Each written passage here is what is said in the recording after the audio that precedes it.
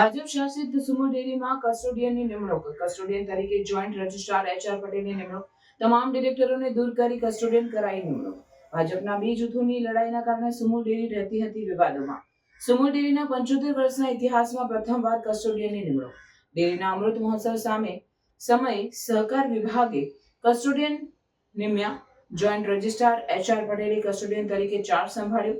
સુમુલ ડેરીની ચૂંટણીને લઈ સહકાર વિભાગે નિર્ણય લીધો હોવાની ચર્ચા.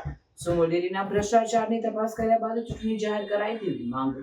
સુરત અને તાપી જિલ્લાની સાથે સંકળાયેલી 2 લાખથી વધુ પશુપાલકો ધરાવતી અને 7,000 કરોડથી વધુનું ટર્નઓવર કરનારી સંસ્થા આજે અમૃત મહોત્સવની ઉજવણીના ભાગરૂપે કામ કરતી હતી.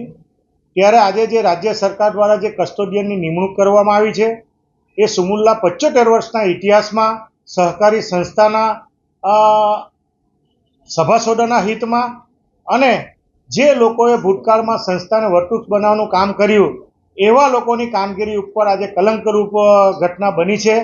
એનો કોઈ કારણ હોય તો સુમુલની સાથે સંકળાયેલી છેલ્લા 10 વર્ષથી ભારતીય જનતા પાર્ટીની મેન્ડેટવાળી બોર્ડના વહીવટના કારણે આજે આ સંસ્થા આનો ભોગ બન્યું છે એવું મારું સ્પષ્ટ માનવું છે.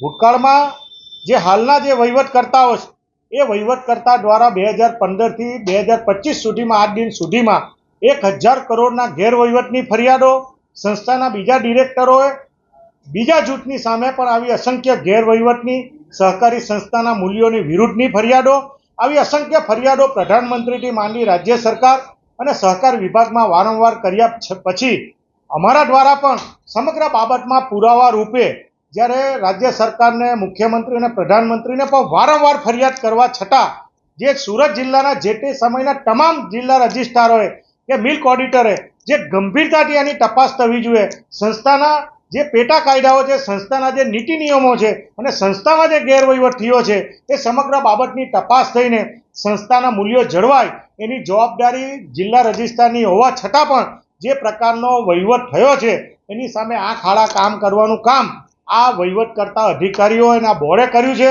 સમગ્ર બાબતમાં એક બીજા પર આક્ષેપો કરવા પછી પણ જે રીતે સંસ્થાના પશુપાલકોને હિત જોવું જોઈએ, આવનારા દિવસોમાં સંસ્થાને જે ભૂતકાળ છે હાલમાં પણ જે સંસ્થાનો આવનારા દિવસોમાં ભવિષ્યકાળ બનવાને બદલે આ બોર્ડે ગેરવહીવટ કર્યો છે અને પશુપાલકોની જે રાત દિવસની મહેનત છે એ મહેનતના ભાગરૂપે આ સંસ્થા વર્તુક્ષ બની હતી. પરંતુ આ વહીવટકર્તાઓએ આ દૂધની મલાઈ પોતાના માટે, પોતાના મળતિયાઓ માટે કે પોતાના હિત માટે, ખુરશી બચાવવા માટે સમગ્ર બાબતની ગેરવહીવટ કર્યો છે.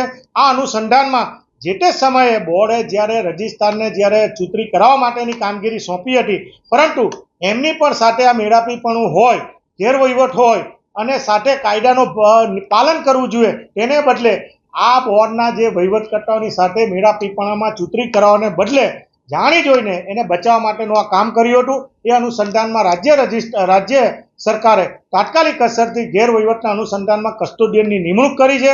એ આજે સુમુલના 75 વર્ષની ઇતિહાસમાં સહકારથી સમૃદ્ધિનું જે સૂત્ર છે તેને બદલે ભ્રષ્ટાચારથી સમૃદ્ધિનું બોર્ડનું સૂત્ર આજે આ દિવસોમાં સુરત અને તાપી જિલ્લાની સુમુલની સંસ્થા પર એક કલંક રૂપે બન્યું છે.